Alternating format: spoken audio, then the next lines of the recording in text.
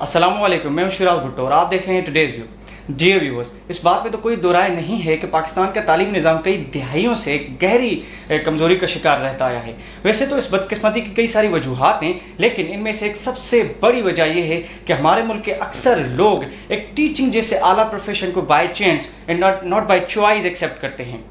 खास करके एलिमेंट्री और सेकेंडरी लेवल ऑफ एजुकेशन में ये रवैया ज़्यादा देखने को मिलता है। इसी किस्म के बिहेवियर से कोप करने के लिए 2009 में बीएड डिग्री यानी कि बैचलर्स ऑफ एजुकेशन को HEC की जानिब से मुतारिफ करवाया गया। इसके बाद अब बीएड पॉलिसी का मार्केट में बहुत ज़्यादा चर्चा दिखाई देने को मिलता है, जिसके अकॉर्डिंग अब कम से कम आपको एलिमेंट्री और सेकेंडरी लेवल ऑफ एजुकेशन को ज्वाइन करने के लिए 4 साल बीएड डिग्री का होना लाजिम करार दिया गया है। इसमें और कोई बात मानी जाए या ना मानी जाए, लेकिन लोग एक बात तो ज़रूर मानेंगे कि बीएड पॉलिसी के आने की वजह से अब कम से कम एलिमेंट्री और सेकेंडरी लेवल ऑफ एजुकेशन को वही लोग ज्वाइन करेंगे जो कि टीचिंग प्रोफेशन में दिलचस्पी रखते हैं और वाकई इस प्रोफेशन को ज्वाइन करना चाहते हैं। तो इसी मौजू पर मजीद बात करने के लिए आज हमारे साथ एक बहुत ही इंपॉर्टेंट गेस्ट मौजूद हैं। इन्होंने 2012 में सुसेक्स यूनिवर्सिटी ऑफ यूके से PhD इन एजुकेशन की हुई है। इसी के साथ साथ ये the centre of international education के मेंबर भी हैं और इन्होंने कैम्ब्रिज यूनिवर्सिटी, MIT और दी हार्वर्ड स्कूल ऑफ एजुकेशन से बहुत ही इंपॉर्टेंट प्रोफेशनल सर्टिफिकेशन भी हासिल की हुई हैं। ये 2013 से सक्खर IBA यूनिवर्सिटी में पढ़ाते रहे हैं और उन्होंने काफ़ी अरसा सक्खर IBA यूनिवर्सिटी के एजुकेशन डिपार्टमेंट के HOD की हैसियत से भी अपनी खिदमत सर अंजाम दी हुई हैं। तो इनसे ज़्यादा कॉम्पिटेंट बंदा हमें कोई नहीं मिला जो हमें इस टॉपिक पे डिटेल में बातें समझा सके और हमारे सवालात के विद फैक्ट्स एंड लॉजिक्स के साथ जवाब दे सके। तो ये पर्सनालिटी कोई और नहीं but the one and only sir doctor Irfan Ahmed Rind हैं। तो चले उनसे कुछ सवालात करते हैं। सर अस्सलाम वालेकुम। वालेकुम सलाम जी। सर द पॉइंट इज़ कि आपने MA लिटरेचर किया पाकिस्तान से, फिर आप UK चले गए, MA लिंग्विस्टिक किया वहाँ आपने, फिर वहाँ से आपने एक शिफ्ट मारी PhD इन एजुकेशन की तरफ। तो ये इतनी career shift from linguistics and literature to education, इसकी कोई ख़ास वजह? चूँकि अब से 8-10 साल पहले तो इसका कोई स्कोप नहीं था। अब बात समझ आती है कि पाकिस्तान में BEd डिग्री और इवन BEd पॉलिसी की वजह से इसका ज़्यादा रुझान बढ़ गया है। But at that time what was your motivation that dragged you to pursue your career in the field of education? बहुत ज़बरदस्त। जैसे आपने अपने इंट्रोडक्शन में बहुत अच्छे से बताया कि टीचिंग का जो प्रोफेशन है उसमें बाय चॉइस बहुत कम लोग आते हैं, बाय चांस बहुत ज़्यादा आते हैं। तो इसी तरीके से हमारे पास यहाँ पे जो फेमस बहुत पॉपुलर हमारी चॉइसेस होती हैं, मेडिकल इंजीनियर, बिजनेस की फील्ड्स में बहुत सारे बच्चे जाना चाहते हैं। तो इसी तरीके से मेरे पेरेंट्स की भी ख्वाहिश थी कि मैं डॉक्टर बनूं। सही। तो मैंने एंट्री टेस्ट की तैयारी करना शुरू की और उस रेस में लग गया जिस रेस में बहुत सारे लोग थे। 2 मरतबा मैंने वो एंट्री टेस्ट फेल किया अनफॉर्चुनेटली, क्योंकि मेरा कोई एजुकेशन बैकग्राउंड इतना अच्छा नहीं था, कोई इतना अच्छे स्कूल से मेरी तालीम नहीं थी और ना मेरे पास इतने कोई पैसे थे उस वक्त कि मैं एंट्री टेस्ट की प्रिपरेशंस के लिए किसी अच्छे सेंटर्स में जाता। Somehow I failed that examination. और उसके बाद as you said that by choice तो नहीं लेकिन बाय चांस में इंग्लिश लिटरेचर में, इंग्लिश डिपार्टमेंट में मेरी एडमिशन हो गई, जिसमें मुझे इंग्लिश लिटरेचर पढ़ने का मौका मिला। और उसी दौरान मुझे बहुत ज़्यादा मौका मिला रिफ्लेक्ट करने का, क्योंकि इंग्लिश लिटरेचर आपको अलाउ करता है रिफ्लेक्ट करना कि किस तरीके से चीज़ें हो रही हैं, समझना, सोशल जो हमारे बिहेवियर्स हैं उसको समझने के लिए एक बहुत अच्छा प्लेटफॉर्म है इंग्लिश लिटरेचर। वहीं पे मुझे टीचिंग का शौक़ हुआ, मैंने पढ़ाना शुरू किया और लेकिन मैंने देखा कि इंग्लिश लिटरेचर का एक बहुत लिमिटेड स्कोप है। फिर जब मुझे सेकंड मास्टर्स का मौका मिला तो मैंने अप्लाइड लिंग्विस्टिक्स में किया। मैंने कहा क्यों ना इंग्लिश लैंग्वेज को इफ़ेक्टिवली पढ़ाने के लिए कुछ ऐसी टेक्निक्स दरियाफ्त की जाएँ जो हमारे स्टूडेंट्स को, स्पेशली हमारे जो सिंध के इंटीरियर स्टूडेंट्स हैं, उनकी कम्युनिकेशन, उनकी जो प्रोनाउंसिएशन है उस चीज़ में हेल्प कर सके। वक्त के साथ साथ ये नज़र आया कि ये समझ आया इनफैक्ट कि जो हमारा स्टूडेंट है जिसको हम एक मेयर लर्नर की तरह ट्रीट करते हैं, जिसको हम सोशल कॉन्टेक्स्ट में नहीं लेते, हम एज अ उस्ताद उसको सिर्फ और सिर्फ क्लास के रूम की हद तक उसको असेस कर रहे होते हैं, उसको जज कर रहे होते हैं, हम हर उस पहलू को डिस्कनेक्ट कर देते हैं, उसके हर उस सोशल पहलू से उसको डिस्कनेक्ट कर देते हैं, उसका घर, उसकी शनाख्त, उसकी आइडेंटिटी, उसके इमोशंस, उसकी फीलिंग्स, हम सबसे डिस्कनेक्ट करके हम उसको सिर्फ एक रोबोट की हैसियत में देख रहे होते हैं जिसको हम एक फिक्स क्राइटेरिया पे असेस कर रहे होते हैं। I felt bad about it. I started realizing that we need to bring a change in our system, and that's where I decided that I'm gonna do my PhD in education, जहाँ पे मुझे वो social issues वो social identities जो student अपने साथ class में लेके आता है और जिसका इफ़ेक्ट उसकी पढ़ने पे होता है, या जो टीचर अपनी सोशल आइडेंटिटीज़ क्लास में लेके आता है और जो उसकी इंटरेक्शन होती है स्टूडेंट के साथ, पावर रिलेशनशिप्स होते हैं, वो चेंज होते हैं इन चीज़ों की वजह से। मुझे लगा कि मुझे वो चीज़ें समझनी चाहिए। सही। और ये मुझे एक अच्छा मौका मिला कि मुझे टीचिंग और लर्निंग की जो डायनेमिक्स हैं, डिफरेंट डायनेमिक्स हैं, जो एक स्टूडेंट्स के रिजल्ट, उसके आउटकम के, उसकी पर्सनैलिटी पे जो इफेक्ट करते हैं, वो समझने का मौका मिला। तो then I started realising that to be a teacher is an art. You just can't take this profession taken for granted, and that's why I decided that I was working for UNESCO. I was working for UNESCO before I came to Sakhar. और सखर आने का जो main मकसद ये था कि यहाँ पे एजुकेशन डिपार्टमेंट का ऑफिशियल मतलब डॉक्यूमेंटेशन तो बने हुए थे, but it was not operational. तो मुझे मौका दिया गया, निसार अहमद सिद्दीकी साहब ने मौका दिया कि आप इसको डिपार्टमेंट को बनाएं, और उसको फिर हमने वहीं से ये सिलसिला शुरू किया। एंड अल्हम्दुलिल्लाह right now we have a good department. Alright sir. अच्छा, इसके बाद आप ये बताएं कि स्पेशलाइजेशन इन एजुकेशन आपने की, लेकिन अब जो हालिया दिन चल रहे हैं इसमें आप मतलब किससे इस चीज़ को जस्टिफाई करेंगे कि ये जो न्यू जनरेशन आ रही है उसको ऐसे कौन से लॉजिक्स, फैक्ट्स एंड आर्ग्यूमेंट्स दिए जाएं ताकि वो इस स्पेशलाइजेशन की तरफ भी आएँ और उसकी तरफ भी मोटिवेट हों कि बीएड डिग्री की जाए या स्पेशलाइजेशन इन एजुकेशन की जाए, ताकि उनको a set of diversified career option provide किए जा सकें और वो मेडिकल और इंजीनियरिंग के करियर ऑप्शन से बियॉन्ड भी कुछ सोच सकें। जी देखिए, एक तो सॉलिड आर्ग्यूमेंट है that's based on morality and ethics. हम ये बता सकते हैं कि इट्स अ प्रॉफिटिक प्रोफेशन, और इस प्रोफेशन में आपको इज्जत भी मिलती है, रेस्पेक्ट भी मिलती है। लेकिन क्योंकि दौर हमारा कुछ ऐसा जा रहा है जिसमें हर चीज़ को पैसे के हिसाब से मेजर किया जाता है, it's all economics. So when I argue और when I try to convince somebody कि why you want to join our BEd program, तो मैं उनको एक बहुत ही ज़बरदस्त बिजनेस का एक फार्मूला बताता हूँ, सप्लाई एंड डिमांड का कॉन्सेप्ट। नाउ बिकॉज हमारे पास इंजीनियरिंग एंड मेडिकल बिजनेस ये बड़े पॉपुलर सब्जेक्ट्स हैं, तो जब आप इंटरमीडिएट की लेवल पे देखेंगे हर कोई इस जगह जाना चाहता है। exactly. और ये भी आप देखेंगे कि बहुत सारे ग्रेजुएट्स प्रोड्यूस होते हैं, लेकिन जब बहुत सारे ग्रेजुएट प्रोड्यूस होते हैं तो सप्लाई ज़्यादा हो जाती है, उनकी डिमांड रिड्यूस हो जाती है। तो जहाँ पे एक बीबीए की ग्रेजुएट के लिए 50,000 सैलरी रखी जाती है, तो वहाँ पे 25,000 पे भी काम करने वाला कोई शख्स मिल जाता है उनका सेम क्वालिफिकेशन का।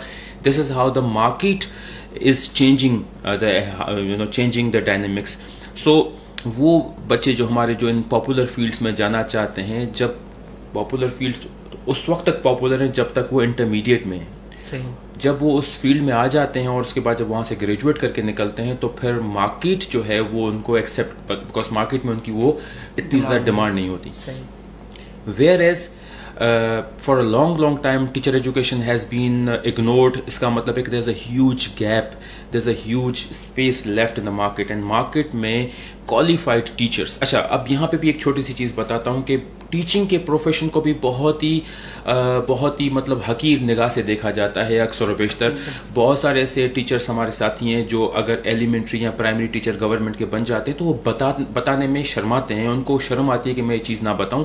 इनफैक्ट हमारे कुछ साथियों ने तो कहा था कि ये तो मेरा पार्ट टाइम का बिजनेस है, असली काम तो मैं शोरूम का करता हूँ। Now this shows that they just don't want to even talk about it. तो इसका मतलब ये है कि ये भी एक बहुत बड़ा अलमिया है हमारे पास कि हमारे पास being a teacher actually is a sign of shame for some people, which is very horrible actually. इस किस्म की कौमें कभी तरक्की नहीं करती जो अपने टीचर्स की रेस्पेक्ट ना करें और उस प्रोफेशन की रेस्पेक्ट ना करें। अच्छा, हमने इस एंगल को समझकर हमने अपने बीएड प्रोग्राम को कुछ उस लेवल तक लेके गए हैं कि जहाँ पे हमारा स्टूडेंट जो है वो कम से कम टीचर बन सकता है, लेकिन अगर वो अपनी एबिलिटीज को और ज़्यादा आगे लेके जाए तो वो पॉलिसी एनालिस्ट बन सकता है, वो टीचर एजुकेटर बन सकता है, वो स्कूल्स के प्रिंसिपल बन सकता है। That person can be a data analyst, that person can be can work for an NGO, that person can work in any social sector, social work sector.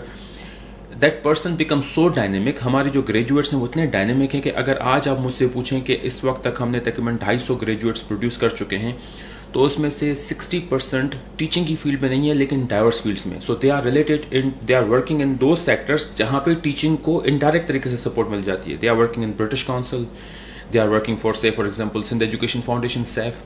They are working for different NGOs. These are working as school monitors. They are working as evaluators. So, and they are like, जो हमारी जो graduate है जिसकी highest salary है on the basis of only BEd was it's like 150,000, right? She is earning 1.5 lakh रुपए वो कमा रही है इस वक्त। कम से कम 50,000 सैलरी हमारे बच्चे लेते हैं। एंड हमारा डिपार्टमेंट वो वाहिद डिपार्टमेंट में जिसमें 100% एम्प्लॉयबिलिटी रेशियो है राइट नाउ। कोई भी student until unless those who do not want to do any job, specially girls who get married and they do not want to continue job, बाकी all those who wanted to go for a job have the job. So we need to understand कि अगर हमें convince करना है किसी को कि क्यों इस हमारे प्रोग्राम में आए, हमारे प्रोग्राम में नहीं, क्यों बीएड उसे करनी चाहिए, क्यों टीचर एजुकेशन प्रोग्राम्स में जाना चाहिए, the answer is that it's a very lucrative career. Alright, अच्छा सर ये बताएं कि सखर IBA यूनिवर्सिटी एक प्योरली बिजनेस ओरिएंटेड प्रोग्राम्स मतलब मुहैया करने वाला, प्रोवाइड करने वाला इदारा, ये एजुकेशन ओरिएंटेड प्रोग्राम प्रोवाइड करने के पीछे इसका क्या मकसद था? आई मीन ये जो एजुकेशन डिपार्टमेंट सखर IBA में बनाया गया है, जैसे कि आपने खुद भी जिक्र किया, इतनी सक्सेसफुल इसकी मॉडलिंग हो चुकी है, तो इसके पीछे क्या ऑब्जेक्टिव्स थे जब इसको बनाया गया सखर IBA यूनिवर्सिटी में? ऑलराइट, सो देखें, education department is a brain child of late professor Nisar Ahmed Siddiqui. He was a teacher, primary teacher for 11 years, और उसके बाद उन्होंने फिर वो कमीशन पास किया and then he went into bureaucracy. लेकिन उनका वो जो फर्स्ट हैंड एक्सपीरियंस था इन टीचिंग इनटू स्कूल और उसके जो डायनेमिक्स थे वो कभी भी वो भूल नहीं पाए।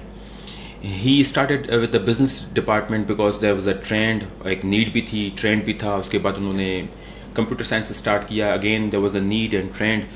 इंजीनियरिंग की नीड थी, ट्रेंड भी था, लेकिन एजुकेशन का ना उस वक्त नीड तो बहुत थी लेकिन ट्रेंड नहीं था।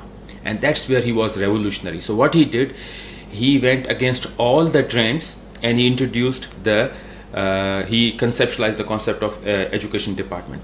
अच्छा, उस एजुकेशन डिपार्टमेंट के खुलने से पहले इन्होंने कम्युनिटी कॉलेज का कॉन्सेप्ट इंट्रोड्यूस किया, और खैरपुर में हमारा पहला कम्युनिटी कॉलेज था, और वहाँ पे क्योंकि उनका खुद का पर्सनल इंटरेस्ट बहुत था तो वो जब जाया करते थे तो उन्होंने एक चीज़ स्ट्रेट फॉरवर्ड जान ली कि ये जो कम्युनिटी कॉलेज है इसमें क्वालिटी उस वक्त तक इंश्योर नहीं होगी, भले बिल्डिंग से बना लें, भले अच्छे कलर कर लें, हर किस्म की फैसिलिटी दे दें, लेकिन the real change agent is the teacher.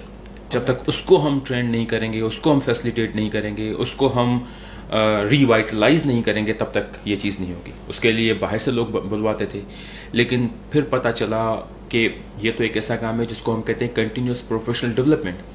ये तो एक दिन का काम नहीं है, एक मंथ का भी काम नहीं है, it has to continue. So why not to have a department which provide support to our teachers? So initially the department was launched to support the teachers of community colleges, और सारी हमारी energy वहाँ पे होती थी। Then our second aim was to work with the government and conduct research on those issues, वो issues जिसको हम taken for granted देते हैं। For example, we conducted research on examination boards papers, और हमने वो बहुत ज़बरदस्त किस्म की एक रिसर्च कंडक्ट की जहाँ पे हमने 9th से लेकर इंटरमीडिएट तक जितने भी बोर्ड्स हैं यहाँ पे सन में ऑपरेट करें, जिसमें 5-6 हमारे गवर्नमेंट के बोर्ड्स हैं, एक फेडरल का बोर्ड है, 2 प्राइवेट बोर्ड है including Aga Khan and Cambridge. हमने उनके 10 सालों के पेपर हर सब्जेक्ट के निकाले, और हर पेपर को, हर एक आइटम को, हर एक सवाल को हमने एवेल्यूएट किया यूजिंग ब्लूम्स टैक्सोनॉमी, जो हमें बताती है कि लर्निंग के कितने लेयर्स हैं। जो लोएस्ट लेयर है वो मेमोराइजेशन है, उसके बाद कॉम्प्रीहेंशन है, उसके बाद एप्लीकेशन, फिर analysis, evaluation and then creation, it's highest level.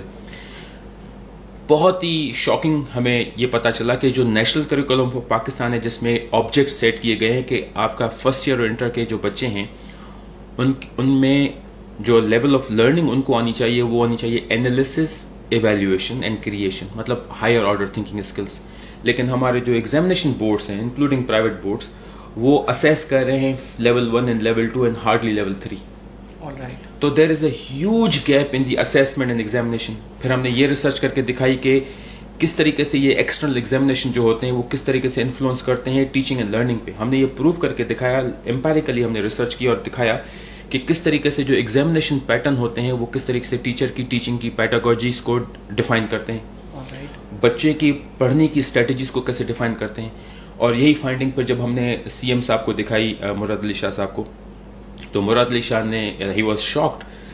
चीज़ें उनको पता होती हैं लेकिन सिस्टमेटिक नहीं पता होती, इनको रीज़न नहीं पता होता कि where is the real problem, that's where the educationist come.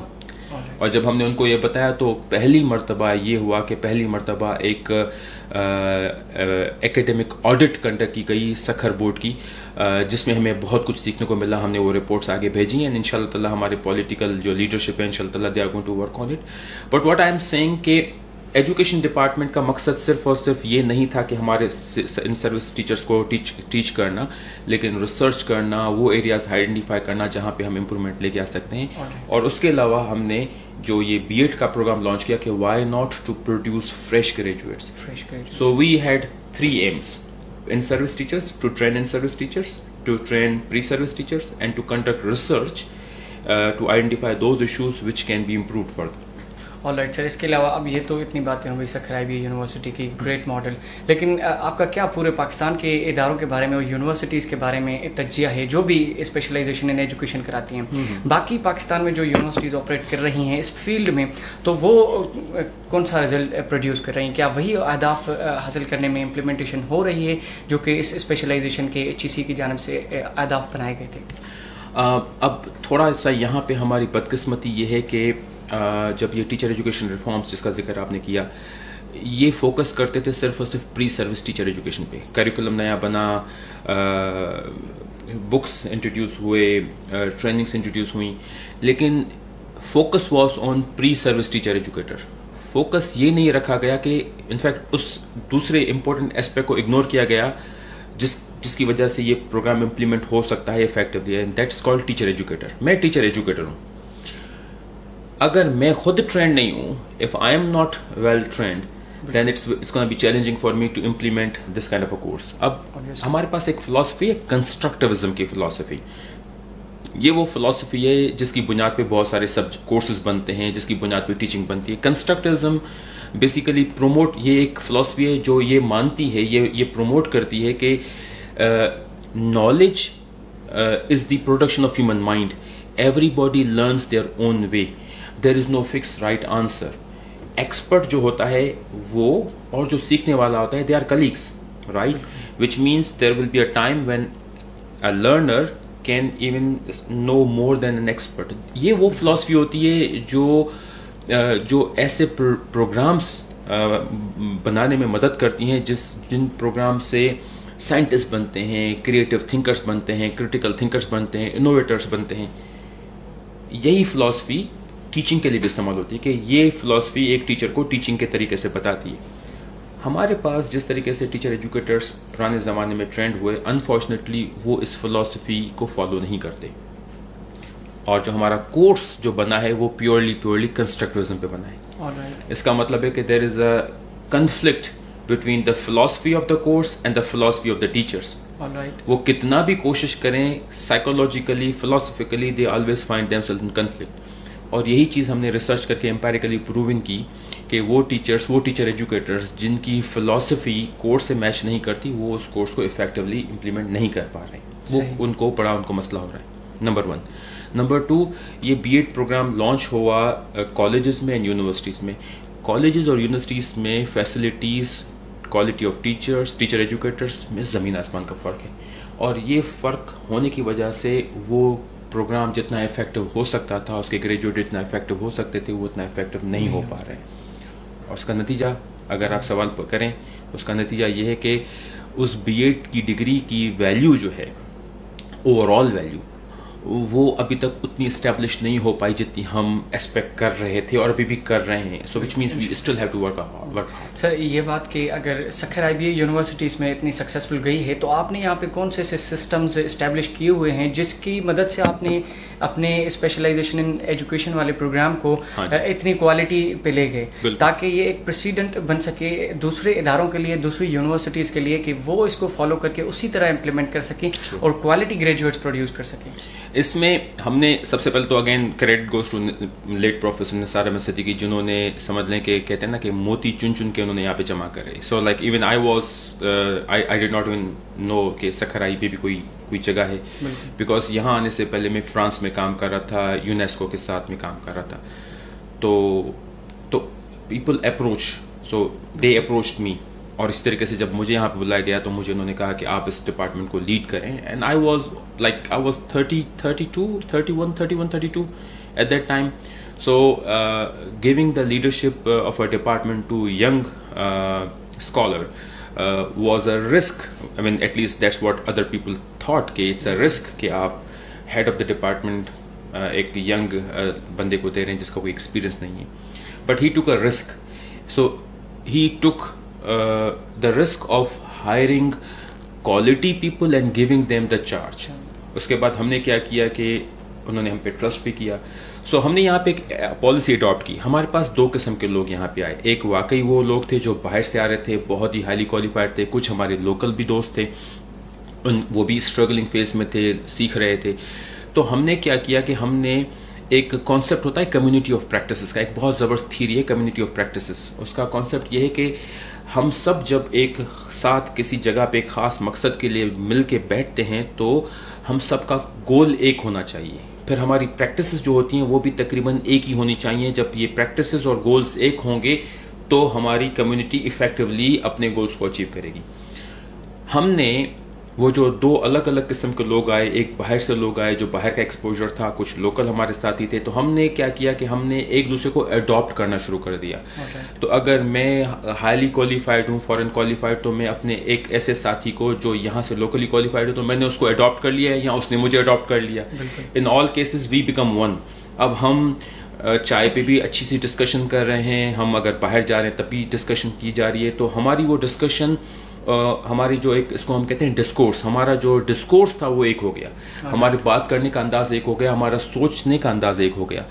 और उस अंदाज से हमने क्या किया, हमारे वो साथी जो थोड़ा सा जिनको एक्सपोजर की कमी थी उनको एक्सपोजर मिला और हम इस तरीके से आगे बढ़ते रहे. और यही वजह है कि आज हमारे पास अल्हम्दुलिल्लाह 17 से 18 PhDs हैं, जिसमें से बहुत सारे बाहर के क्वालिफाइड हैं, कुछ यहाँ से क्वालिफाइड हैं, कुछ यहाँ से बैठ के उन्होंने क्वालिफिकेशन हासिल की है. सो what we did, we strengthen our teacher educators जो इस प्रोग्राम को इम्प्लीमेंट करेंगे. बाकी सारी चीज़ें आप देख रहे हैं ये सप्लीमेंट्री हैं, बिल्कुल बाकी सब चीज़ें सप्लीमेंट्री है. Teacher educator is the key. Alright sir, एक और एस्पेक्ट पे आते हैं कि रिसेंटली सुनने में आया कि सिंध गवर्नमेंट ने एक MOU साइन किया हुआ है, memorandum of understanding with the Sukkur IBA university for recruiting around 37,000 vacancies in the department of Sindh education and literacy. So उसके बारे में थोड़ा बताएं कि ये MOU क्या है और ये वैकेंसीज कैसे फिल होंगी. अच्छा जी, अब ये क्योंकि थोड़ी सी जो इसकी डिटेल्स हैं MOU की, उसमें तो क्योंकि I have not gone through that, लेकिन जो मुझे एक टेंटेटिव उसका आइडिया यही है बेसिकली कि सिंध गवर्नमेंट में, मतलब Sindh government has the capacity to recruit test, but Sukkur IBA की एक क्रेडिबिलिटी है, उसका एक नाम है, उसकी एक हिस्ट्री है, एक बहुत ही अनबायस और एक अच्छे अनबायस मेरिट की बेस पे ट्रांसपेरेंट एग्जामिनेशन कंडक्ट करने की उसकी हिस्ट्री है. तो सिंध गवर्नमेंट ने इस चीज़ का फ़ायदा उठाते हुए ये टेस्ट जो है वो सखर IBA को दिया. अब सखर IBA ने क्योंकि सखर IBA की जो टेस्टिंग सर्विस है उसमें जैसे I am also the part of it, हमारे यहाँ पे सारे एजुकेशनिस्ट जो हैं वो उसके हिस्से हैं. तो जब भी हम टेस्ट बनाने की बात करते हैं तो हम सबसे पहले ये देखते हैं कि जो टेस्ट हमारा बनता है उसका एक टेस्ट बनाने का भी एक बहुत रिगरस प्रोसेस है. हमें ये देखना होता है कि हमारे पास कौन से कॉन्सेप्ट्स हैं जो नेशनल करिकुलम में दिए गए हैं और कौन से वो कॉन्सेप्ट्स हैं जो हमारे टेक्स्ट बुक में भी हैं, क्योंकि अक्सर बेशतर हमारे टेक्स्ट बुक और नेशनल करिकुलम अलाइन नहीं होते और रिसेंटली ये एफर्ट्स चल रहे हैं कि उनको अलाइन किया जाए. बिल्कुल हम ये देखते हैं कि कौन से कॉन्सेप्ट्स नेशनल हमारे इसमें है टेक्स्ट बुक में, और उसमें सबसे पहले हम वो देखते हैं, उसका रेशो हम निकालते हैं और हम इंश्योर करते हैं कि हर एस्पेक्ट जो है वो उस टेस्ट में हो. उसके बाद फिर मैंने आपको ब्लूम्स टैक्सोनॉमी की बात बताई. एक बेसिक ऐसे सवाल होते हैं जिसमें आपको याद करना होता है, कोई डेफिनेशन मेमोराइजेशन होती है, कुछ ऐसे होते हैं जिसमें अंडरस्टैंडिंग होती है, कुछ ऐसे होते हैं जिसमें एप्लीकेशन होती है और कुछ ऐसे होते हैं जिसमें एनालिसिस किया जाता है. तो हम कोशिश करते हैं कि इसका भी एक स्टैंडर्ड फार्मूला बनाते हैं और उस सवालों में ये बैलेंस क्रिएट हो. तो हमारा जो क्वेश्चनियर जो बनता है वो वेल बैलेंस्ड बनता है, बहुत ज़बरदस्त किस्म का. और ये फिर ये फार्मूला बनता है, इट बिकम्स एक फार्मूला बन जाता है। उसके बाद फिर फार्मूला बनने के बाद उस पर आइटम बैंक बनती है बेसिकली, कि फॉर एग्जांपल हमने ये कहा कि मैथमेटिक्स का एक स्टैंड है टिग्नोमेट्री फॉर एग्जांपल, उसमें लेवल 1 का हमें कोई 500 वर्ड्स आइटम्स चाहिए, तो हमने टिग्नोमेट्री के लेवल 1 के 500, लेवल 2 के 500, लेवल 3 के 500, लेवल 4 के 500, अगर हमारे पास 2000 वर्ड्स आ गए तो इस तरीके से हमारे पास एक डेटा बैंक बन जाती है। Once when data bank is made और वो कॉन्फिडेंशियल होती है, उसमें like experts review them, but once when it is gone उसके बाद वो देन उसके बाद हमारे पास एक सिस्टम है कि वो सिस्टम में हम सिर्फ और सिर्फ उस सिस्टम को ये बताते हैं कि प्रिपेयर अ टेस्ट जिसमें ये रेशो होना चाहिए, इस लेवल के आइटम होने चाहिए, विदाउट एनी ह्यूमन इंटरफेरेंस उसको क्लिक किया जाता है, वो क्वेश्चन पेपर बन के आ जाता है। क्वेश्चन पेपर जो है वो डेटा बैंक से आके मतलब सो विच मीन्स ह्यूमन इंटरेक्शन बहुत कम होती है। और recently STS is also purchased very sophisticated photocopier machine, जिसमें ना सिर्फ ये कमांड देने के बाद वो पेपर बन जाता है, लेकिन वो पेपर प्रिंट होकर स्टेपल होकर एनवेलप्स में सील होके आपको मिलता है। सो विच मीन्स कि there is a very limited human interaction and which is very positive, actually it's very positive. Sir आपने ये STS सीबा टेस्टिंग सर्विस यकीनन इतनी सक्सेसफुल टेस्टिंग सर्विस, इसके अंदर आप मेरिट को इंश्योर करने के लिए कौन से सिस्टम्स को, स्पेशली चेकिंग के लिए कौन से सिस्टम्स को आपने इस्टेब्लिश किया हुआ है, और इसके पीछे STS के पीछे क्या मकसद था इस्टेब्लिश करने के लिए कि सीबा टेस्टिंग सर्विस भी एक ऑर्गेनाइजेशन टेस्टिंग के लिए बनाई जाए? अच्छा जी, so again I am not the representative of STS, तो मुझे मतलब क्योंकि again as I said that कि STS सर्विस के जो मैकेनिज्म्स हैं उसमें इतनी कम लोगों की इन्वॉल्वमेंट है कि even sometimes when I have not seen the room, I'm not allowed to get into that room. Even if I was the head of the department, still I'm not able to allow to go there. So human interaction बहुत limit होती है, बहुत ही कम लोगों का involvement होता है, processes are full proof, उसका एक पूरा मैकेनिज्म फाइल बनी हुई है। तो इसका मतलब है कि सबसे पहले तो मिनिमम लोगों की इंटरेक्शन, नंबर 2 कि experts are going to make the items, और वो जो एक्सपर्ट आइटम्स बनाते हैं उसमें भी जो वैलिडेट होकर और कितने वो अप्रूव होते हैं कितने डिसप्रूव होते हैं वो भी एक्सपर्ट्स को मतलब नहीं पता होता। इसका मतलब है कि even if I made 500 items I am not even sure how much they have been accepted, so which means के again so I can't even cheat on that. Number 2 items भी इस तरह बनाए जाते हैं कि फॉर एग्जांपल अगर mathematics का आइटम है तो मैथमेटिक्स का आइटम एक टीचर नहीं बनाता, कम से कम 40-50 बनाते हैं, तो इसका मतलब है कि देयर इज़ नो वे, बहुत ही प्रोबेबिलिटी रेशो कम हो जाता है कि अगर कोई एक टीचर कहे कि नहीं मैं अपने आइटम्स किसी के साथ शेयर कर लेता हूँ, no it's not gonna happen. So the mechanism has been very systematically made in a way कि ट्रांसपेरेंसी रहे, उस चीज़ की ट्रांसपेरेंसी रहे, उसकी सीक्रेसी रहे। So these are the things.